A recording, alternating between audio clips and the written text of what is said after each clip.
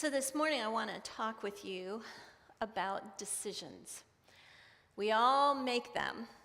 And one of my favorite leadership podcast people is Andy Stanley. And my favorite podcast he does, he makes a public confession.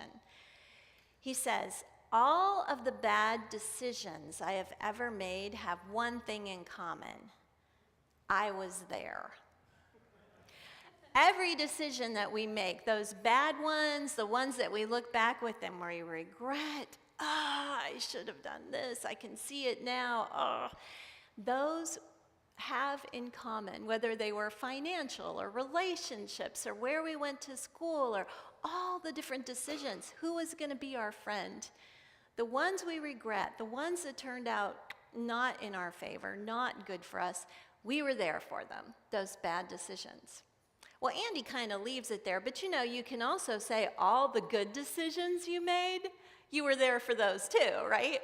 So how is it that we make good decisions and bad decisions? How do we stand in those and have the equipment, the kind of skills that we need so that we can trust that we're making a good decision instead of a bad one?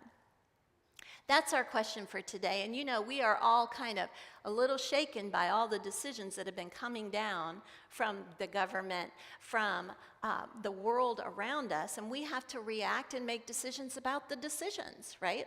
So how do we do it? Okay, you ready for this? This one's a good one. How do you spell good? G-O-O-D.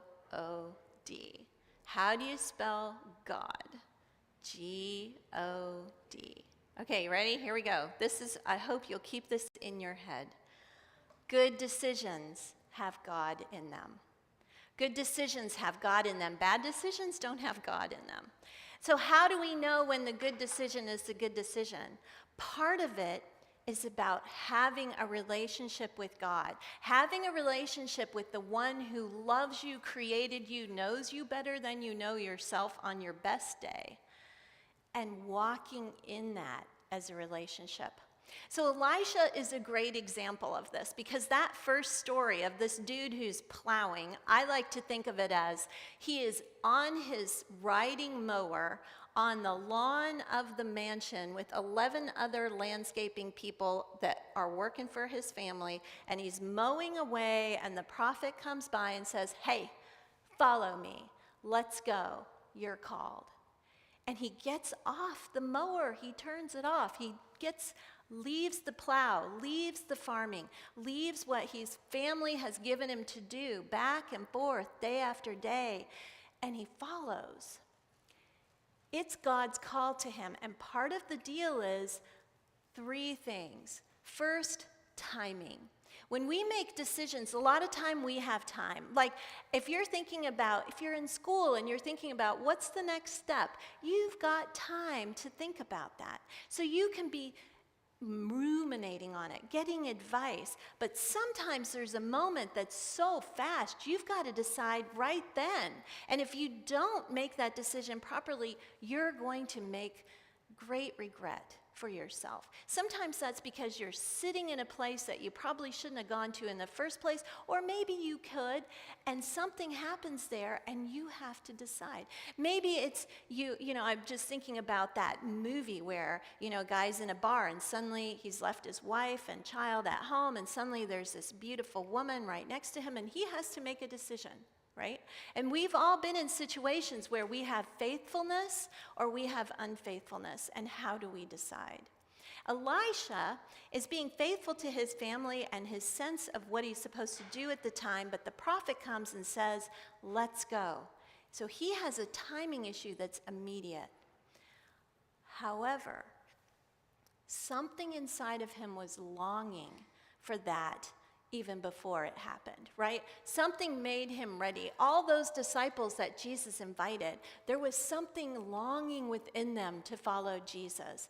And they had to decide whether they were going to follow it or whether they were going to stick to what they already knew. That was the question.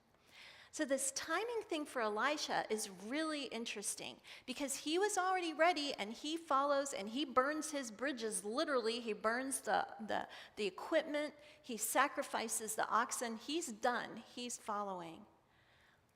But God was in the timing all the way around, because the prophet, Elijah, if you read those first parts, all those names that are hard to pronounce, there were 3 things, 3 tasks that he was given. He did the one, right? He calls Elisha.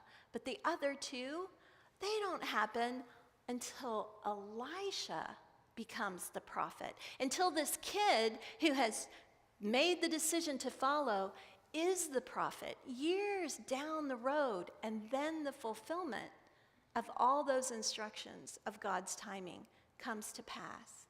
So timing is something we have to trust, that God is in it. And I suspect we could all stand up and give a story about a time that an amazing coincidence happened and you could see God's hand in it. You could see the serendipity, that you ran into somebody way far away from where you knew each other before, and you could see God's timing in it, however it works for you.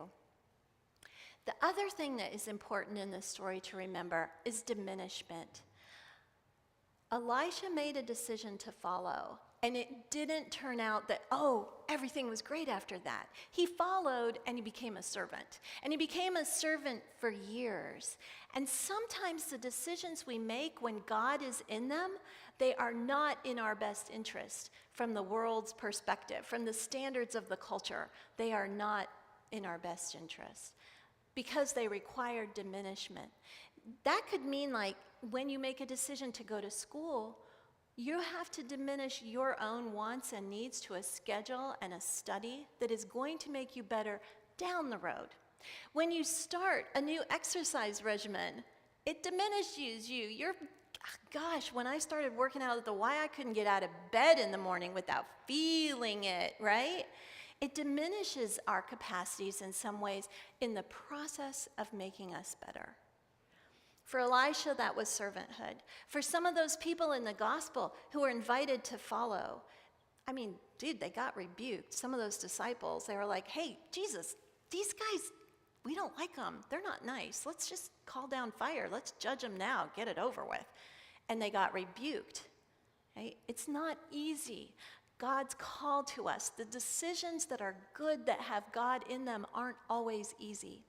And finally, there's transformation.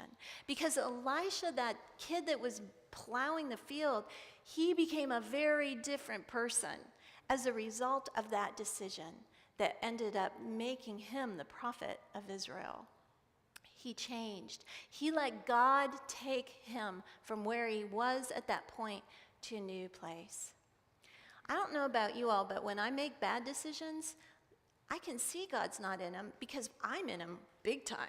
I'm thinking about my appetite. I'm thinking about, I want this now. I'm making decisions based on my anxiety, on my fear, on my self-interest, and all of those things are a part of all of us, and they are okay.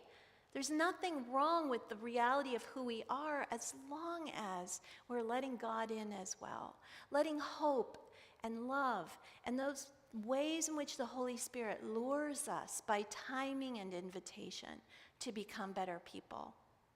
So may we let God be in our good decisions. May we let God be guiding us as we make those decisions. Sometimes the decisions we make throughout our life are very important for where we end up. And it could be we're in our 60s and 70s and making decisions that still are formational for where our lives will go.